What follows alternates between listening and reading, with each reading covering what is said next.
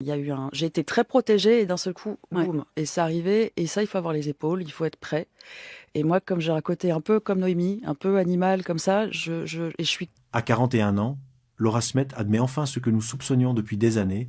Derrière le silence, il y avait la blessure. Pendant longtemps, elle s'est tue, observant à distance les hommages, les procès, les sourires figés sur les tapis rouges.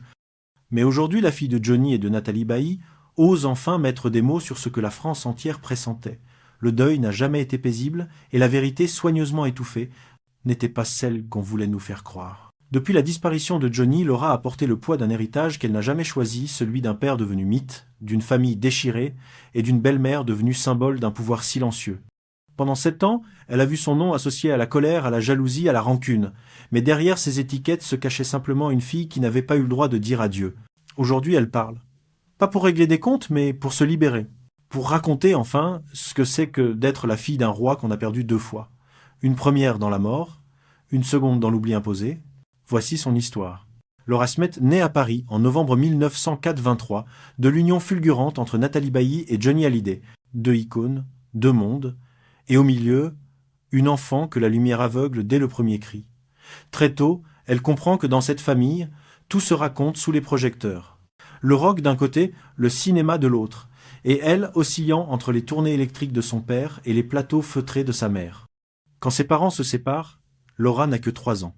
Johnny part, Nathalie reste, et le vide s'installe. L'absence du père devient une ombre persistante. À l'école, on la voit pas comme une élève, mais comme la fille d'eux.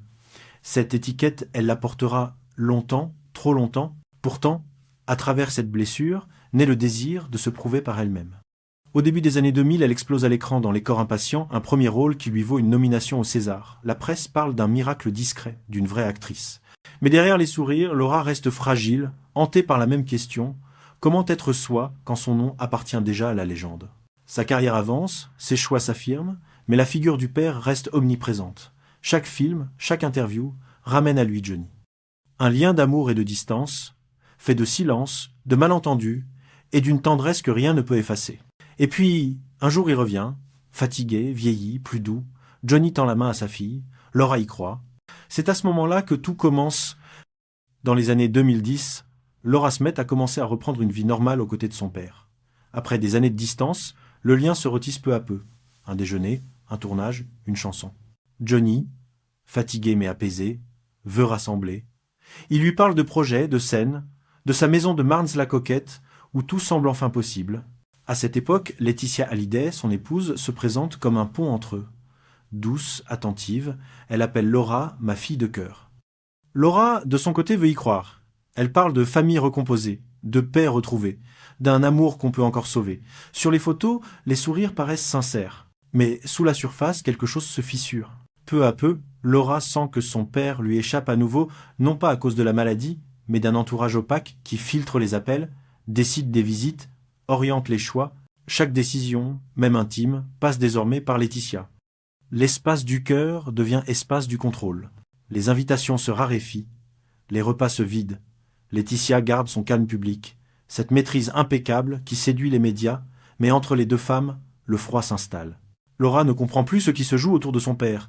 L'amour filial devient soupçon, la confiance se transforme en prudence. Quand Johnny tombe malade, Laura tente d'être là. Mais les portes se ferment, les rendez-vous se repoussent, les messages restent sans réponse. Ce n'est pas la haine, c'est l'exclusion polie, celle qui fait plus mal encore. Et lorsque la mort arrive, le choc est double. Non seulement elle perd son père, mais elle découvre, quelques semaines plus tard, un testament californien qu'elle ne reconnaît pas. Un texte froid signé d'une main qu'elle ne retrouve plus. C'est là que le silence devient guerre. Le 5 décembre 2017, Johnny Hallyday meurt à Marnes-la-Coquette. La France pleure son idole, mais pour Laura, c'est un père qu'on lui arrache. Quelques semaines plus tard, elle découvre un document froid, rédigé en Californie. Tout l'héritage revient à Laetitia et à leurs 2 filles, Jade et Joy. David et elle n'y sont même pas mentionnés.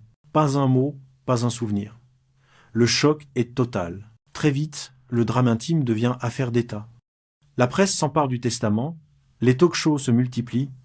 Johnny a-t-il vraiment déshérité ses enfants? En quelques jours, la douleur de Laura se transforme en débat national. Les photos de Laetitia en veuve courageuse envahissent les couvertures, tandis que Laura et David deviennent les enfants rebelles. La France se divise, d'un côté ceux qui défendent la veuve, de l'autre ceux qui crient à la manipulation. En février 2018, Laura saisit la justice française. Elle invoque la loi du sang. Un père ne peut pas déshériter ses enfants. La bataille s'ouvre à Nanterre.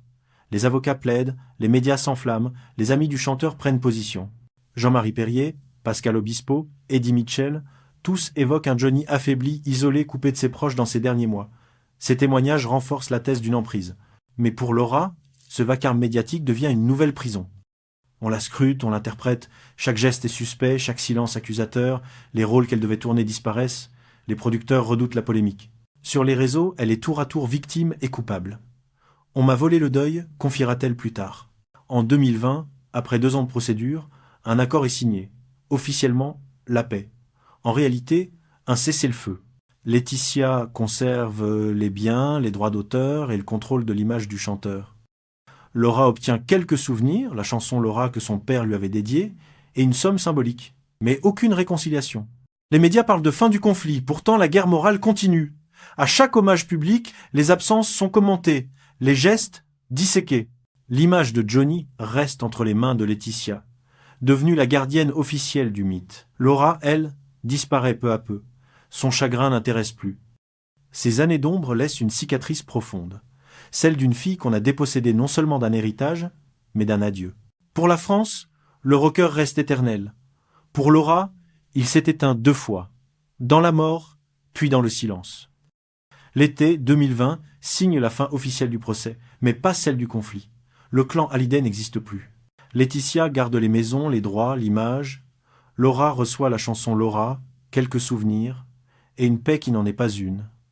Les caméras s'éloignent, mais la fracture demeure. Les mois suivants, le silence s'installe. Laura se retire du monde médiatique, entre Paris et le Pays basque. Elle veut redevenir invisible, mais chaque hommage à Johnny la ramène malgré elle sous les projecteurs. À chaque anniversaire, les unes reviennent. Pourquoi Laura n'est-elle pas là? L'absence devient faute, le silence devient provocation. Le deuil ne lui appartient plus. En 2021, Laetitia multiplie les projets. Expositions, coffrets, concerts, hommages. Johnny devient une marque, un mythe sous contrôle. Laura observe, impuissante. Son père, qu'elle voulait préserver, est devenu un produit. Et par la clause de confidentialité de 2020, elle n'a plus le droit de parler. Puis vient 2022. Une lettre privée, écrite par Laura à Laetitia, fuit dans la presse. Quelques lignes intimes, tordues en confession publique. Les magazines s'en emparent, la guerre reprend. Pour Laura, c'est une humiliation de plus. Son silence, désormais, n'est plus choix mais refuge. Autour d'elle, les soutiens se fissurent. Pascal Obispo, ami de Johnny, parle d'un rocker isolé, sous influence. Les mots ravivent la polémique. Laetitia répond à demi-mot. La presse jubile. Tout redevient spectacle. Les clans, les titres, les photos. Laura se tait, mais dans ce mutisme, elle s'effondre. Les rôles disparaissent, les producteurs fuient, on la juge trop marquée. Même ses joies familiales deviennent suspectes. Le scandale colle à sa peau comme un parfum qu'on ne peut laver. En 2023, Laetitia relance le récit. Dans une interview, elle déplore que David et Laura ne prennent plus de nouvelles de leur sœur. Les mots sont doux, mais l'effet brutal. Les unes s'enchaînent. La main tendue de Laetitia rejetée. Quelques mois plus tard, une photo fait le tour du pays. David et Laetitia souriant à l'anniversaire de Joy. Laura n'y est pas. Son absence devient un sujet national. Certains parlent de rancune, d'autres de fierté. En vérité, elle a simplement choisi la distance. L'automne 2024 marque un autre tournant. David, invité à la télévision, parle du pardon. Il ne faut pas vivre avec des rancunes. La France applaudit. Les caméras guettent la réaction de Laura. Pas un mot. Son silence n'est plus défense, mais frontière. En secret, elle écrit. Des souvenirs, des douleurs, des phrases qu'elle n'a jamais pu dire. De ces pages naît un film, La dernière lettre, une œuvre sur la mémoire, le manque et la parole perdue. Quand la presse découvre le projet, le scandale renaît. Laura Smet règle ses comptes. Les avocats de Laetitia évoquent la clause de 2020. Les chaînes de télévision reprennent les images des funérailles. Mais cette fois, Laura ne fuit pas. Elle avance. Après 7 ans d'ombre, elle reprend le contrôle de son récit. Le tournage débute en 2025, dans une maison isolée, sans luxe ni tapage. Pas un nom, pas un cri. Seulement la lumière, une fenêtre, une voix. Le film raconte une fille qui retrouve une lettre jamais lue de son père. Tout est fiction, Et pourtant tout est vrai. Lorsque les premières images paraissent, les journaux écrivent « Pour la première fois, elle semble respirer. La guerre s'est éteinte d'elle-même, le scandale n'a plus d'emprise. » Dans le vacarme des années passées, Laura a trouvé ce que personne ne lui avait laissé. Le droit d'exister sans s'expliquer. L'année 2025 marque un tournant. Après 8 ans d'une guerre qui a consumé tout un clan, il ne reste plus que des silences. Les micros se sont tus, les caméras se sont lassées, les journalistes ont trouvé d'autres tragédies à commenter. Et dans ce vide médiatique, Laura Smet réapparaît non plus comme un nom de scandale, mais comme une femme apaisée. Elle vit à présent entre la France et le Portugal, loin des plateaux, loin de Paris. Son visage, plus calme, n'a plus la dureté des photos de 2018. Elle a cessé de fuir la mémoire de son père. Elle l'a apprivoisée. Dans sa maison, une photo de Johnny trône encore, mais sans rancune. Le temps a rendu l'image douce. Depuis la sortie du film qu'elle a écrit, La dernière lettre, tout a changé. Les critiques, d'abord sceptiques, ont parlé d'une œuvre sincère, pudique, nécessaire. Le public a découvert une autre Laura, celle qui ne cherche plus à prouver, mais à comprendre. On y a vu une catharsis, une libération, une façon de dire enfin adieu. Et pourtant, derrière cette sérénité nouvelle, les cicatrices demeurent. Le nom Hallyday continue de la précéder, comme une ombre qu'on ne peut dissiper. Chaque fois qu'un journaliste lui tend un micro, la première question est toujours la même, et avec Laetitia aujourd'hui. Elle répond par un sourire poli, ni oui ni non. C'est le prix de la paix, ne plus se battre, mais ne plus s'expliquer non plus. Laetitia, de son côté, poursuit sa route. Elle organise des événements, entretient la mémoire du rocker, multiplie les projets. Elle est devenue une figure publique, une marque. Jade et Joy grandissent dans la lumière des réseaux, tandis que Laura choisit l'ombre, la discrétion, l'essentiel. David, lui, semble avoir trouvé un équilibre. Sa réconciliation publique avec Laetitia a apaisé les tensions apparentes, mais l'histoire n'est pas la même pour tous. Pour Laura, la réconciliation ne passe pas par les photos, mais par le silence. Elle a appris que certains liens ne renaissent pas, ils s'apaisent simplement. La France, elle, continue de parler de Johnny. Chaque année, les commémorations se succèdent. Mais le mythe n'a plus la même saveur. On sait désormais ce qu'il a coûté. Derrière les refrains, les harlets et les flammes, il y a une famille brisée, des héritages disputés, des blessures qui ne se referment jamais tout à fait. Et pourtant, dans le cœur des fans, Johnny reste ce qu'il a toujours été. Un homme de contradiction, capable d'aimer sans savoir le dire, de donner sans savoir partager. Être que Laura, plus que quiconque, l'a compris. Elle ne cherche plus la justice. Elle cherche la paix. Ce qu'elle a reconstruit n'est pas un empire, mais une dignité. Elle ne porte plus le deuil d'un père, mais celui de l'enfance perdue. Et dans cette paix fragile, il y a quelque chose de profondément humain, un renoncement lucide. Dans une rare interview donnée à la fin de l'année, elle dira simplement « On croit toujours qu'on hérite de ce qu'ils ont laissé. Mais parfois, ce qu'ils nous lèguent, c'est le vide. Et c'est à nous d'en faire quelque chose. » Ces mots résument tout. Le vide, la chute, la colère, la résilience. Après le pouvoir, il ne reste plus ni gloire, ni guerre, ni jugement. Seulement une femme qui avance, libre du nom qu'elle portait comme une croix. L'hiver 2025 s'installe doucement sur Paris. Les rues sont calmes, les vitrines illuminées, et dans cette atmosphère presque suspendue, Laura Smet accorde une interview exceptionnelle à Le Figaro magazine. Pas pour parler du film ni de sa carrière, mais pour dire enfin ce qu'elle n'avait jamais formulé, sa vérité. Ce n'est pas une confession publique, mais une mise à nu maîtrisée. Une voix posée, presque sereine, où l'émotion affleure sans débordement. Elle dit simplement qu'elle en a eu assez de se taire, assez que d'autres parlent à sa place, assez d'être réduite à un nom, à un conflit, à un rôle qu'elle n'a jamais choisi. « Je n'ai pas fait la guerre », explique-t-elle. « Je me suis défendue. » Ces mots frappent par leur justesse. Elle ne cherche pas à accuser. Elle refuse les titres faciles, les comparaisons. Elle ne prononce même pas le nom de Laetitia. Elle parle de la femme qui a partagé la vie de mon père comme pour marquer la distance sans la haine. Ce qu'elle confie, c'est autre chose, l'usure du chagrin, le poids du silence, la peur d'être oubliée. Pendant des années, elle a vu son visage associé à la colère, alors qu'en réalité, elle n'était qu'une fille qui voulait comprendre. Comprendre pourquoi son père, cet homme si tendre et si absent à la fois, avait signé ce papier qui effaçait ses enfants. Comprendre pourquoi tant de gens ont trouvé normal de la juger sans savoir. Elle raconte la solitude des premières années, les nuits sans sommeil, les lettres jamais envoyées, les chansons qu'elle n'a plus pu écouter. Elle parle aussi du moment où elle a compris que le pardon ne se demande pas, il se construit, que la justice ne console pas, et que la vérité, parfois, ne change rien. Mais derrière cette confession se cache une renaissance. Le film La dernière lettre a ouvert une brèche.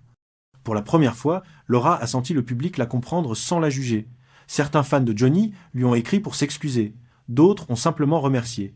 Elle a reçu des milliers de messages. Des enfants divorcés, des orphelins, des femmes qui ont connu la même exclusion. Merci d'avoir parlé pour nous. Alors, dans cette lumière nouvelle, Laura ose enfin poser un regard apaisé sur son passé. Elle dit que, malgré tout, elle a eu de la chance, celle d'avoir été aimée, même maladroitement. Mon père n'était pas un saint. Il n'a jamais su dire les mots qu'on attendait de lui. Mais je sais qu'il m'aimait. Ses phrases résonnent comme une délivrance. Elle ne cherche plus à défendre une mémoire, ni à combattre un fantôme. Elle accepte la complexité, les contradictions, la fragilité d'un amour imparfait.